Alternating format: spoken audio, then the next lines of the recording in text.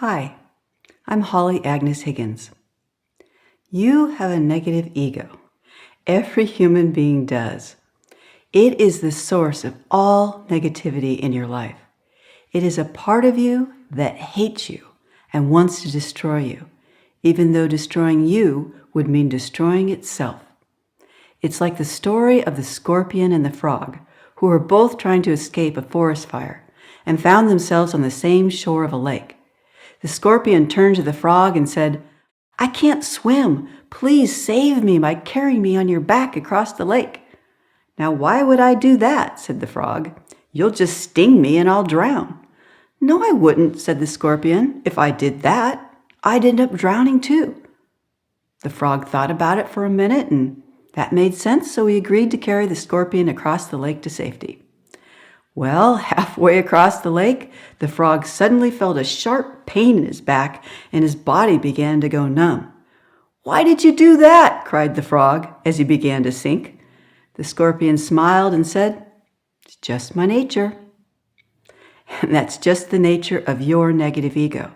That's the nature of all negative egos.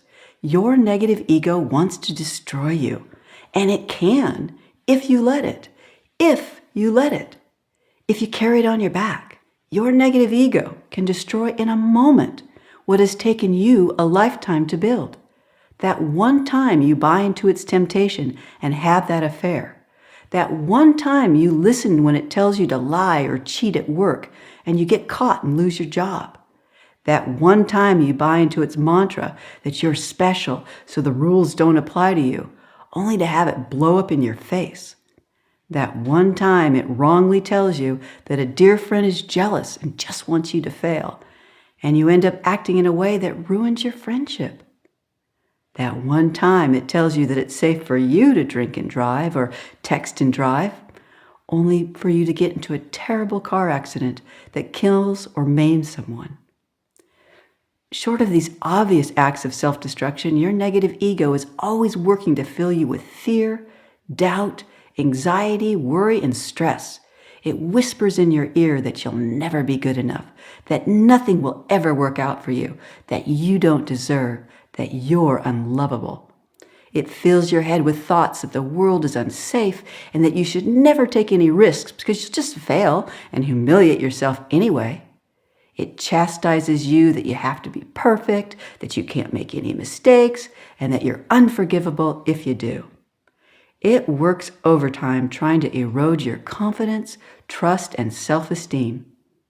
It fills your heart with feelings of being flawed and defective. In fact, if your negative ego had its way, you would never heal or grow or change. You would never dream or stretch or reach to become more. You would live your life in a hollow shell, just getting by from one day to the next.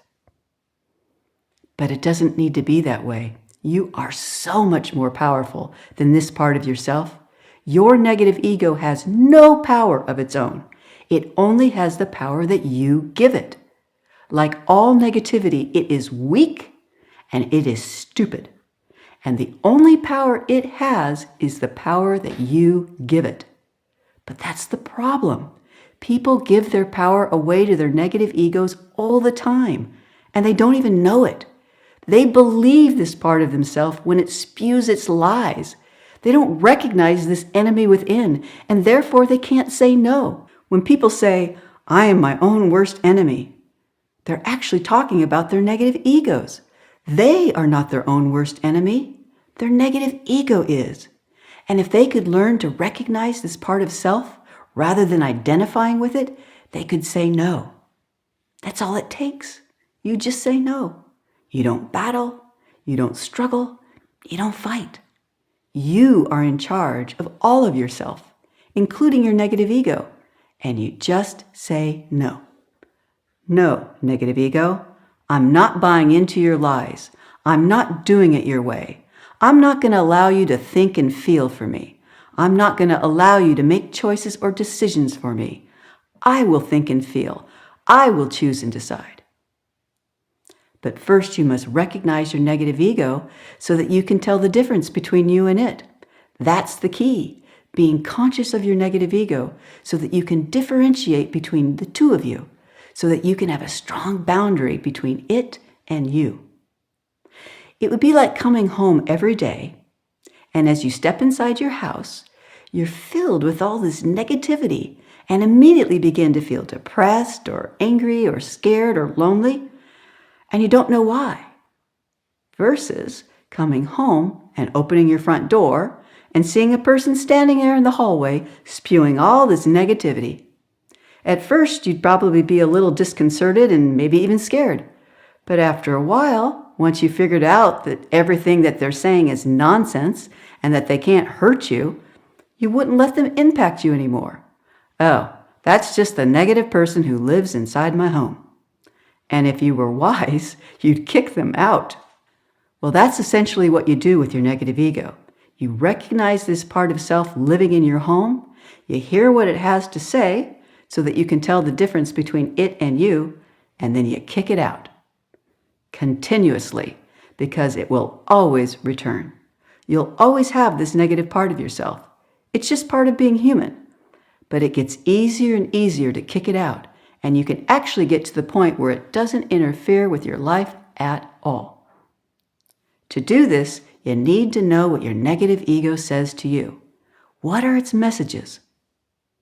Figuring this out is a lot easier than you might think, because your negative ego has been saying the same thing to you for the last 20, 40, 60, or 80 years. You don't have to stay up nights wondering what it will say next. You just need to figure out what it says today, because that's what it will say tomorrow. Again, it's stupid. If it were smart, it would change things up to keep you on your toes. But it's not. It keeps saying the same old thing. One place to start to figure out what your negative ego is saying to you is to begin with some general messages that all negative egos tend to say. First, it will often tell you that it doesn't exist.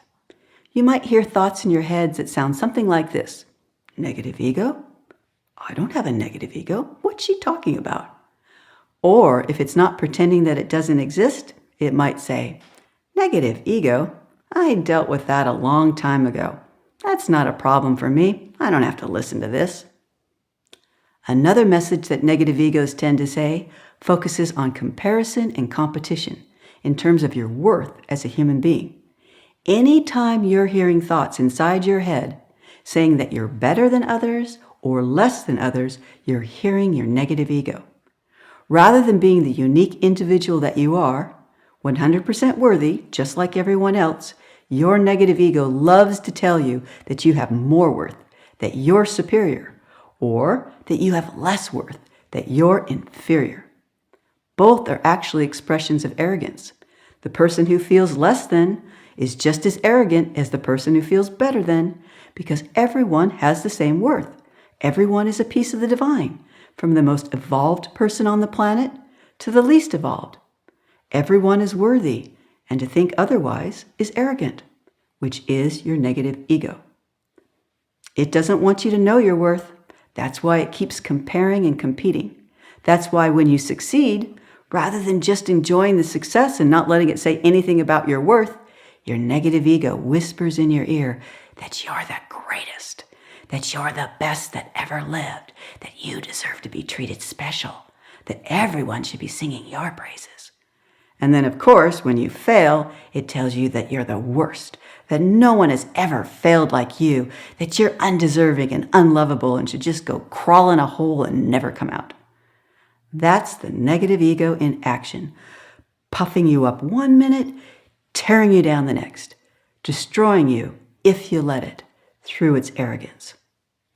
You see this all the time with public figures who believe their negative egos when it tells them that they're superior to others, that they're entitled and they don't need to follow the rules, that they can do whatever they want and get away with it, only to be brought down by scandal. They bought into their negative ego's arrogance, and it destroyed them. Another message that negative egos love to make are statements that involve rationalizing, justifying, and excusing behavior, rather than taking responsibility and seeking to understand. Anytime the first words out of your mouth or another's is to justify, rationalize, or excuse some behavior, you know the negative ego is at play. Now, that doesn't mean that sometimes it's not valuable to explain yourself at some point, but when it's the first thing you or another does versus taking responsibility and trying to understand, then chances are it's the negative ego. If someone comes to you and tells you that you've done something that hurt their feelings, for example, and you immediately begin explaining yourself or justifying what you did or rationalizing it, rather than listening to them and seeking to understand the negative impact that they're trying to tell you about, then you're most likely coming from your negative ego, and it will always turn out poorly, which is exactly what your negative ego wants. It doesn't want you to be in healthy relationships with open and honest communication. It wants you to be separate and isolated, feeling misunderstood and unappreciated, unjustly held responsible for stuff you didn't do. That's what it'll often tell you, rather than being honest with you about what's really going on. The negative ego part of self also makes statements that deny rather than accept. Denying feelings, denying experiences, denying impact, denying. When you find yourself denying anything, chances are very high you're coming from your negative ego. Same with others. The negative ego also likes to make statements that involve punishing and blaming rather than forgiving and loving. In fact, it loves to punish and blame. If you find it hard to forgive yourself or others, wanting retribution or revenge instead, know that that's your negative ego at play in your reality. Likewise, if you have a penchant for blaming yourself or others, that's also your negative ego. Most people don't realize just how dangerous these behaviors are. Not only do they cause harm, but they put you in the hands of the most negative part of yourself, the part that wants to destroy you. If you're listening to your negative ego here and following its lead, what else are you listening to, and where could that lead? Pretending that it doesn't exist, or if it does, saying you handled it a long time ago and don't need to pay attention to it anymore. Comparing and competing, rationalizing, justifying and explaining, denying, and punishing and blaming. These are all general messages of the negative ego, and it's very valuable to be conscious of these. But it's also very valuable to know specifically what your negative ego says to you. For example, my negative ego always tells me that I'm going to fail and humiliate myself. That's her favorite way of trying to tear me down. She also tells me that I have to be perfect, and if I'm not, something terrible will happen. She loves saying that I'm not good enough and that no matter what I do, it will never be good enough. She relishes in reminding me of my past failures, and she always encourages me to punish myself when I make a mistake rather than learning from it, forgiving myself, and becoming more out of it. My negative ego likes to fill me with fear in the hope that I'll feel sorry for myself. I actually did that for years. I felt scared all the time, and then I'd think, oh, poor me, I'm just so scared. I actually developed an addiction to those two emotions, fear and pity. It wasn't until I realized that this was coming from my negative ego that I was able to heal myself and change. Now when I feel scared, I assess whether the fear is real or not, and if it's real, I deal with it. If it's not, I drop it. But either way, I refuse to feel sorry for myself. Negative egos love self-pity, so it's very valuable to be conscious of not getting stuck in that place. In figuring out what your negative ego says specifically to you, you might want to check out a list of messages I've created from teaching workshops over the years. It's available for free on my website, and although negative ego messages aren't limited to this list by any means, it's a good place to start and might help you recognize what yours is saying to you. You can also just sit down and start writing all the negative messages you hear inside your head. Again, your negative ego has been saying the same thing to you since you were a kid. You may even be surprised by just how obvious it is once you figure out its messages. I strongly encourage you to keep these messages in a place where you'll see them often so that you can begin building a strong boundary between you and your negative ego. The more conscious you are, the more powerful you are. Once you start to know what your negative ego is saying to you, then it's just a matter of saying no and also saying yes. Out of your own self-love and self-respect, you say no to what it wants you to do and believe, and you say yes to taking your power back by choosing to be the one who thinks and feels, who assesses and gives things meaning, who makes choices and decisions, rather than allowing your negative ego to do those things for you. To that end, here's a very powerful visualization technique that works extremely well to kick your negative ego out of your reality. Again, it's something you do continuously because you'll always have a negative ego. But each time you do it, it gets easier and easier. And you can reach the point where your negative ego doesn't interfere in your life at all anymore because you catch it so quickly. I'll explain the technique first and then we'll do it. And it's available as a handout on my website for free if you'd like a written copy. But before we do this, let's do a quick exercise to help you figure out whether you sense things with visual images or whether it's more of a feeling, a knowing, rather than an actual image. Both are equally valid. They're just different ways of sensing.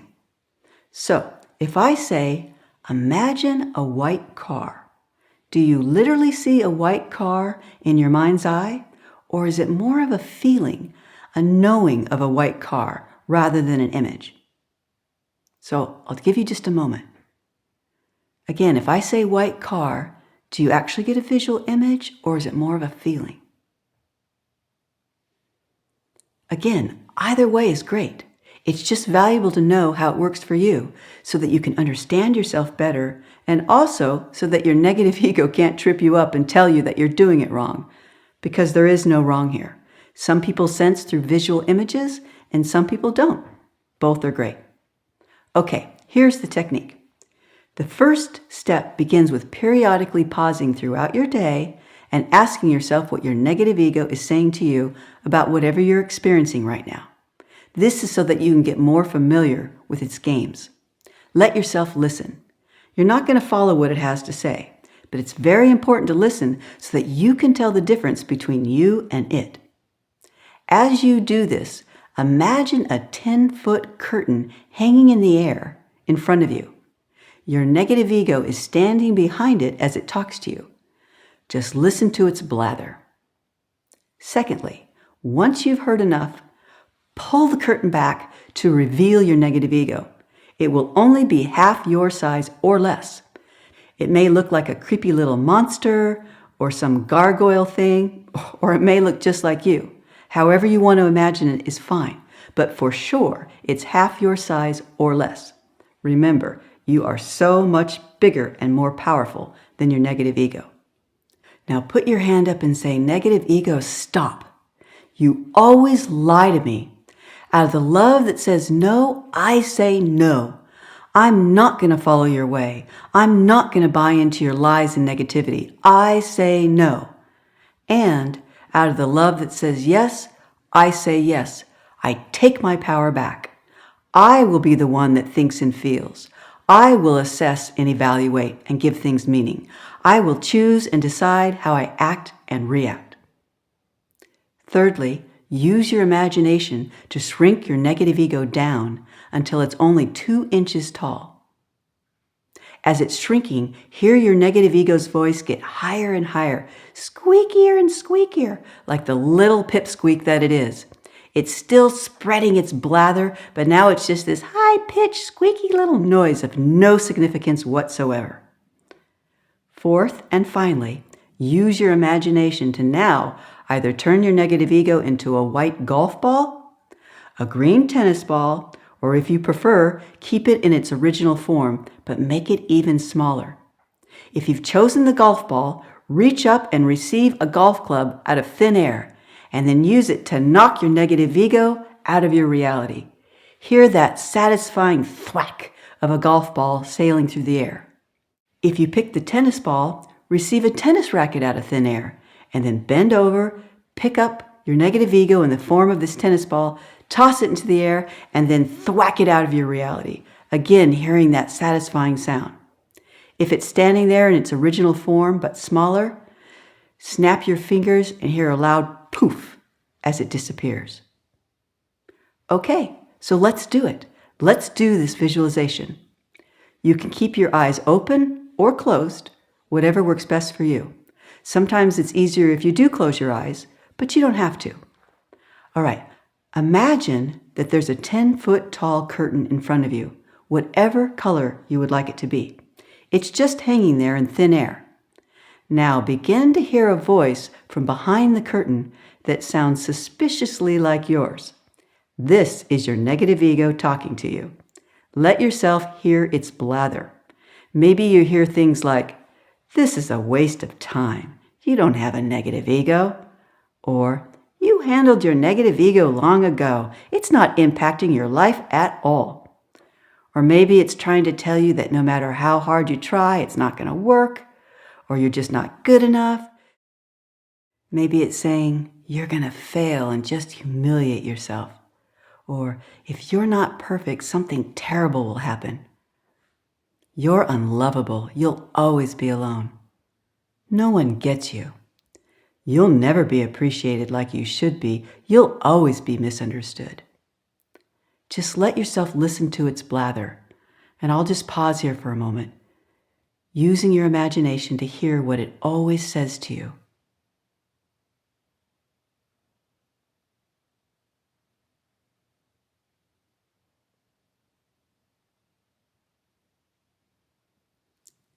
You might hear, "Your spiritual path is better than other people's. You found the true way." Don't ask for help. That's weak. You can do it by yourself. You don't need anybody. You can do everything by yourself. Besides, people will just disappoint you. There's something very wrong with you. It's all your fault. Struggle, fight, battle. That's how you show your strength. That's how you show you're tough. Never let them see you sweat. You're sick, and it's your own damn fault. If you'd just taken better care of yourself, you wouldn't be sick now. You deserve this. It's your punishment. Don't let things get too good, or the other shoe will drop. Life isn't fair, so it's okay for you to cheat. Everybody else does. You don't have to follow the rules. No one else does, so why should you? You can do what you want. Go ahead and take that shortcut. No one will know. People are out to screw you. They're going to take advantage of you. They don't mean what they say. You always have to guard against that, or you'll get used. You really are the best. You really are superior. Other people don't know it yet, but it's just a matter of time. You'll show them. Don't be so emotional. That's so weak. Just listen. What does your negative ego say to you? Now pull the curtain back to reveal your negative ego. It's only half your size. Put your hand up and say, "Negative ego, stop. You always lie to me." Out of the love that says no, I say no. I'm not going to follow your way. I'm not going to buy into your lies and negativity. I say no. And out of the love that says yes, I say yes. I take my power back. I will think and feel. I will evaluate and assess and give things meaning. I will choose and decide how I act and how I react. Now use your imagination to shrink your negative ego down until it's only 2 inches tall. Just imagine it getting smaller and smaller and smaller.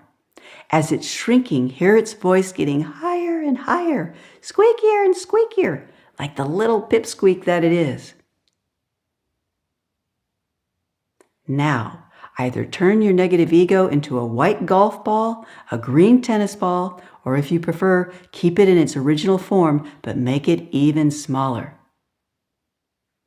If you've chosen the golf ball, reach up and receive a golf club out of thin air and use it to knock your negative ego out of your reality. Hear that satisfying thwack of a golf ball sailing through the air. If it's the tennis ball, receive a tennis racket out of thin air and bend over, pick up your negative ego in the form of this tennis ball and toss it in the air, thwacking it out of your reality. If it's standing there in its original form but smaller, snap your fingers and hear a loud poof as it disappears. Now open your eyes if you've closed them. This technique is deceptively simple, but it's extremely powerful and effective. Because it's a visualization, you're communicating with your subconscious and unconscious minds, as well as your higher conscious mind, your higher self, telling them what you want, and they will all respond. When I first started working with my negative ego, I used this technique several times a day and was astounded by the results. I still use it anytime I have something important I'm dealing with because I don't want my negative ego interfering. It's a great technique to use before important meetings, or when you're getting together with family and friends, or are evaluating an opportunity, or making any kind of significant decision. Anytime really when you think your negative ego might try to jump in and wreak its havoc. Every human being has a negative ego. It is the greatest source of negativity in your life. If you will recognize this enemy within, despite its protests that it doesn't exist or its insistence that you handled it long ago and don't need to pay attention to it anymore, if you'll learn its messages so that you can tell the difference between its thoughts and yours, and if out of your self-love and self-respect you'll say no and yes, then this enemy within need not interfere with your reality at all. Without its interference, the magic and miracles that can unfold are boundless.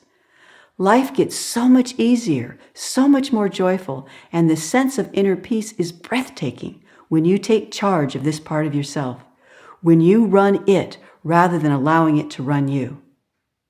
Remember, you are so much bigger and so much more powerful than your negative ego.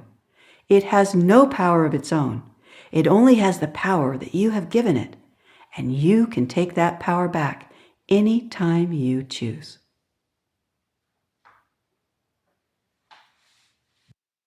Thank you for this time together. I wish you an abundance of love's magic and love's miracles.